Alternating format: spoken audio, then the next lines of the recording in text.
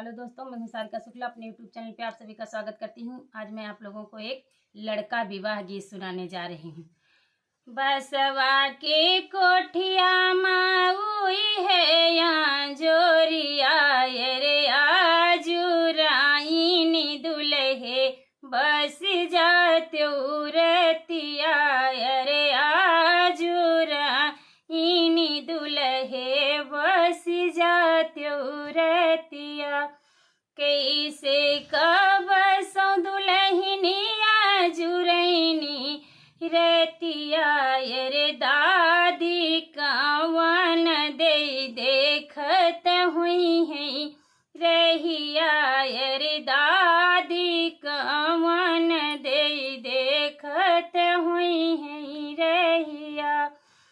वहीं तो आयन अपने बाबा जी के चोरिया रे बड़े भुअरे या इब्रानी साज कई बरतिया रे बड़े भुअरे आई इब्रानी साज कई बरतिया।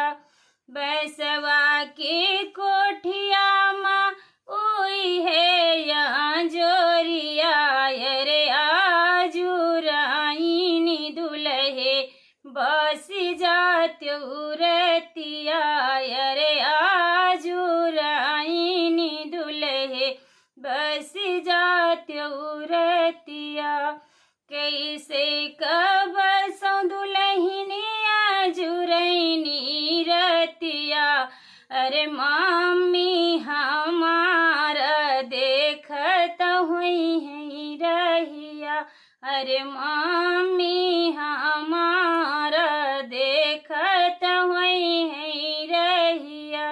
अब ही तो आयन अपने पापा जी के चोरिया अरे बड़े भुअरे या इब्रानी साज कई बरतिया अरे बड़े भुअरे या इब्रानी साज कई बरतिया।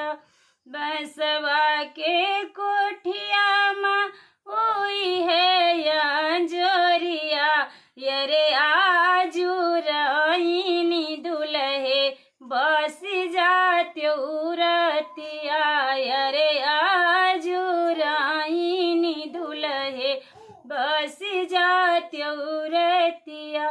कैसे कब सौ दुल्हनिया जुरैनी रतिया रे भाभी कावन दे देखत हुई है रहिया रे भाभी कावन दे देखत हुई है रहिया।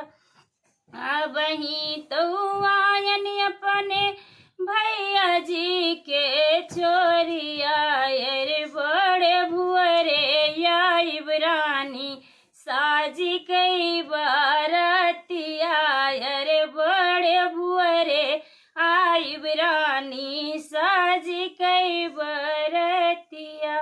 बसवा के कोठिया माँ हुई है यहाँ जोरिया रे आजुराइनी दुल्हे बस जाते रतिया रे आजुराइनी दुल्हे बस जाते रतिया। गाने को सुने, चैनल को लाइक शेयर सब्सक्राइब करें, कमेंट में बताएं कैसा लगा। धन्यवाद।